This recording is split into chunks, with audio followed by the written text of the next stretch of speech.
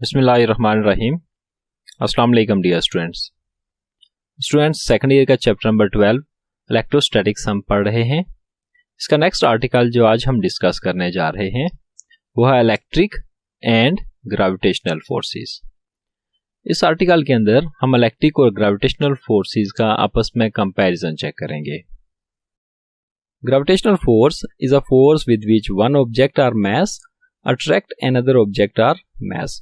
वो फोर्स जिस फोर्स की वजह से दो मैसेज एक दूसरे को अट्रैक्ट करें ग्रेविटेशनल फोर्स कहलाती है। लेट्स सपोज हमारे पास दो मैसेज हैं m1 एंड m2 और इन दोनों मैसेज के दरमियान जो डिस्टेंस है वो डिस्टेंस r है। ये दोनों मैसेज एक दूसरे के ऊपर अट्रैक्टिव फोर्स लगाएंगे जो ग्रेविटेशनल फोर्स कहलाती है। ग्रेविटेशनल फोर्स का मैग्नीट्यूड कितना ज्यादा होगा वो डिपेंड करता है इन दोनों के मैसेज के ऊपर। जितने ज्यादा हैवी मैसेज होंगे इतनी स्ट्रॉन्ग ग्रेविटेशनल फोर्स होगी और जितना कम डिस्टेंस होगा इनके दरमियान इतनी स्ट्रॉन्ग ग्रेविटेशनल फोर्स होगी। क्योंकि अगर आप इस इक्वेशन में देखें F is equal to G m1 m2 over r square, इसका मतलब ये हुआ कि m1 और m2 फोर्स के डायरेक्टली प्रोपोर्शन है। जितना इनका प्रोडक्ट ऑफ मैग्नीट्यूड होगा उतनी ज्यादा फोर्स होगी और r स्क्वायर इनवर्सली प्रोपोर्शन है फोर्स के, तो जितना ज्यादा डिस्टेंस होगा उतनी कम फोर्स होगी और g ग्रेविटेशनल कांस्टेंट आ जाता है। इसके साथ दूसरी फोर्स हमारे पास होती है इलेक्ट्रिक फोर्स।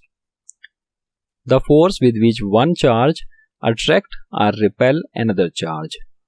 इस फोर्स में दो चार्जेस एक दूसरे को अट्रैक्ट या रिपेल करेंगे, वो डिपेंड करता है नेचर ऑफ चार्जेस के ऊपर। लेट्स सपोज हमारे पास दो चार्जेस हैं Q1 एंड Q2 और दोनों सेम चार्जेस हैं, दोनों पॉजिटिव चार्जेस हैं, तो इनके ऊपर रिपल्सिव फोर्स लगेगी। ये दोनों चार्जेस एक दूसरे को रिपेल करेंगे और अगर दोनों नेगेटिव चार्जेस हों तब भी सेम चार्जेस होंगे, तब भी रिपल्सिव फोर्स होगी। और अगर दोनों ऑपोजिट चार्जेस होंगे, एक पॉजिटिव और दूसरा नेगेटिव, तो फिर ये एक दूसरे को अट्रैक्ट करेंगे। इस केस में हमारे पास जो मैग्नीट्यूड ऑफ फोर्स है वो किसके इक्वल आ जाएगा? F is equal to K Q1 Q2 over R square. Force is directly proportion to product of magnitude of charges and inversely proportion to square of the distance between them, and K is constant of proportionality. इन दोनों forces gravitational force और electric force में दो चीजें common हैं। पहली similarities में आ जाती है बोथ आर कंजर्वेटिव फोर्सेस, दोनों कंजर्वेटिव फोर्सेस हैं। कंजर्वेटिव फोर्सेस कौन सी होती हैं? The work done is independent of path followed. वो फोर्सेस जिन फोर्सेस में वर्क डन इंडिपेंडेंट हो पाथ फॉलोड से वो कंजर्वेटिव फोर्सेस हैं और ग्रेविटेशनल फोर्स और इलेक्ट्रिक फोर्स दोनों कंजर्वेटिव फोर्स हैं। Second one is both follows inverse square law. दोनों फोर्सेस इनवर्स स्क्वायर लॉ को फॉलो करती हैं।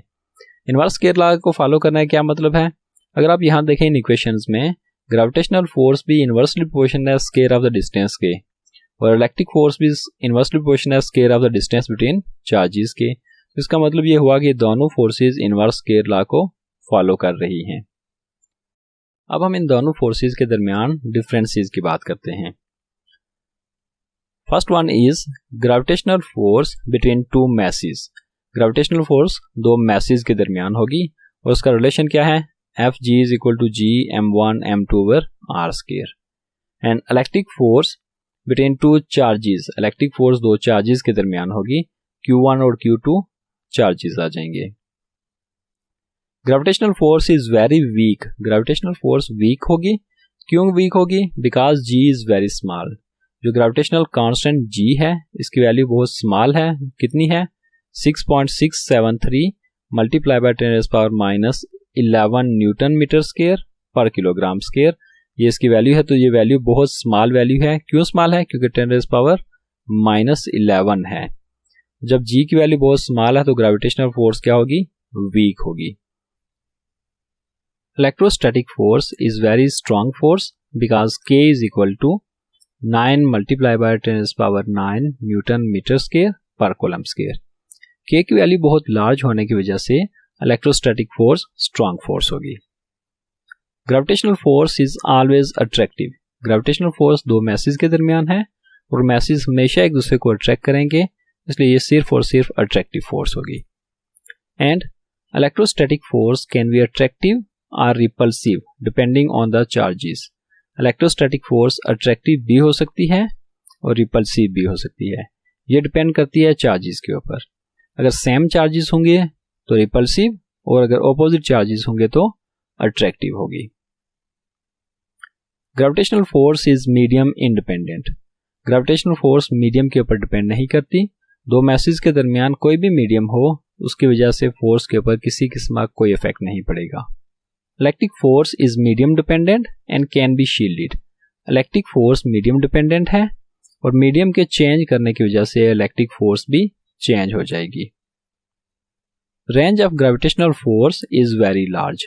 ग्रेविटेशनल फोर्स बेसिकली प्लैनेट्स के दरमियान है, अर्थ और सन के दरमियान भी ग्रेविटेशनल फोर्स है, इसलिए इसकी रेंज बहुत लार्ज होगी।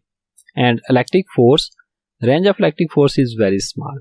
इलेक्ट्रिक फोर्स की रेंज बहुत शॉर्ट होगी as compare to gravitational force.